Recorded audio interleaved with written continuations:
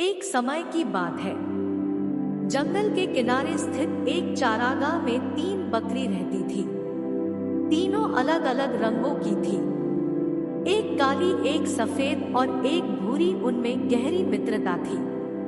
तीनों दिन भर साथ रहती, साथ ही चारागाह में घास चरती और रात में एक दूसरे के पास ही सोती थी।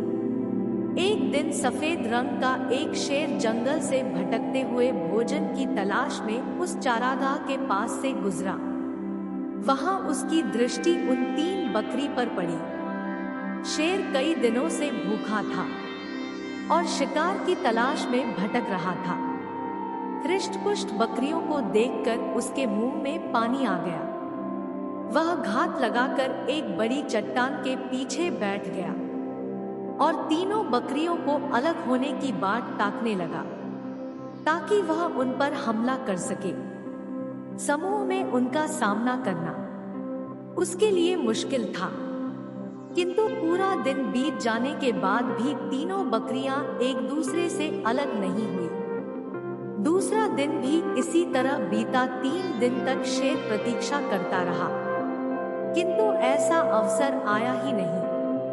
जब तीनों बकरियां अलग अलग हो, आखिरकार शेर के धैर्य ने जवाब दे दिया। अब वह ऐसा उपाय सोचने लगा जिससे तीनों बकरियां अलग हो जाए और मौका मिलते ही शिकार भी किया जा सके। उपाय दिमाग में आते ही वह बकरियों के पास गया और उनका अभिवादन करते हुए बोला, मैं कई दिनों से आप सबको एक साथ देखता हूँ तो बहुत अच्छा लगता है।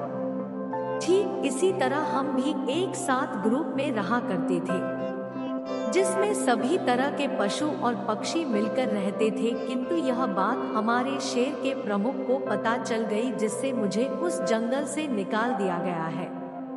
और जो पशु मित्र थे उन्हें मारकर अन्य शेर ने खा लिया है। ऐसा लगता है कि इस दुनिया में मैं अकेला हो गया हूँ, अब जीने का मन नहीं कर रहा है। इतना कहकर शेर आगे बढ़ने लगा। ऐसा लग रहा था मानो शेर जो बकरियों को अपनी बात बता रहा है वो बिल्कुल सही है, पर असल में वह गुमराह करके बकरियों का शिकार करना चाहता था। काली और भूरी बकरी ने शेर के द्वारा कही गई बात का कोई उत्तर नहीं दिया, क्योंकि वे उसकी प्रकृति जानती थी। किंतु सफेद बकरी को शेर की सारी बात सत्य लगी।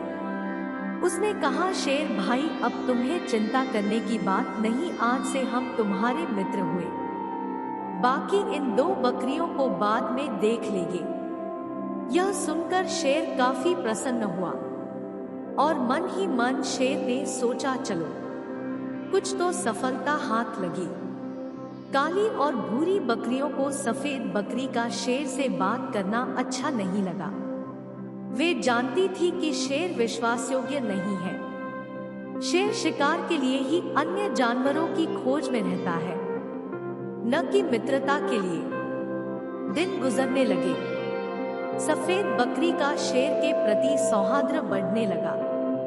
काली और भूरी बकरियों के समझाने के बावजूद सफेद बकरी ने शेर से मित्रता कायम रही। एक दिन शेर सफेद बकरी के पास आकर बोला, तुम तो देख रही हो कि हमारे शरीर का रंग और तुम्हारे शरीर के रंग में कोई फर्क नहीं है, किंतु भूरी बकरी का रंग बिल्कुल अलग है। क्यों न इसे अपने से दूर किया जाए? अच्छा होगा कि मैं भूरी बकरी को मारकर खा जाऊं और हम अच्छे से साथ में रह पाएंगे। सफेद बकरी ने शेर की बात मान ली और काली बकरी को एक तरफ ले जाकर उसे अपनी बातों में व्यस्त कर लिया।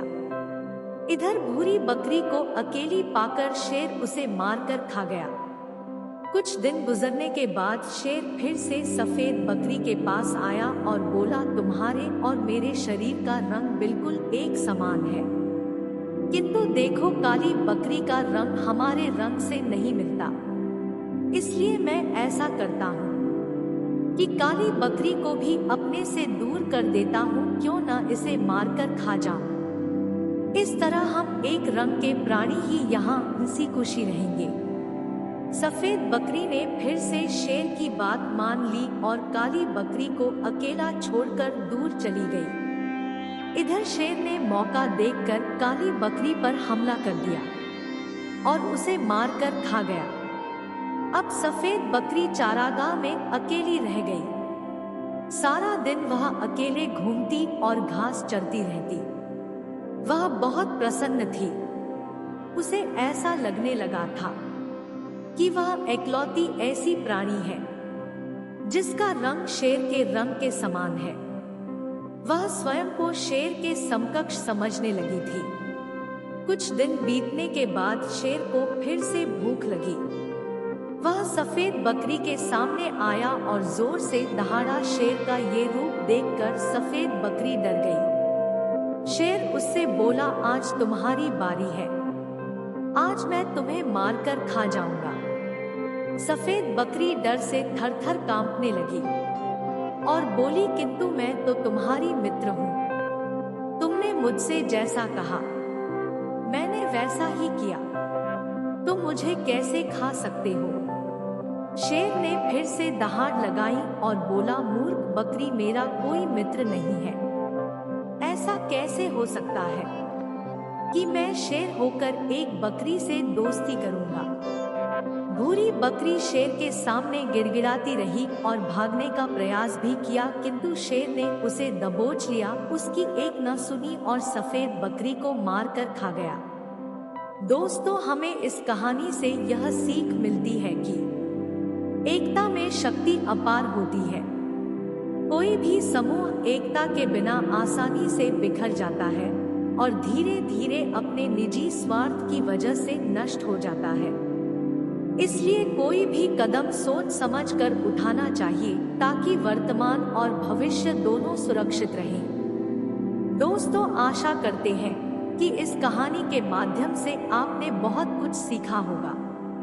कृपया इस वीडियो को लाइक कर दीजिए एवं वीडियो को शेयर कर दीजिए और कमेंट के द्वारा बताइए इस कहानी से आपने क्या सीखा। धन्यवाद।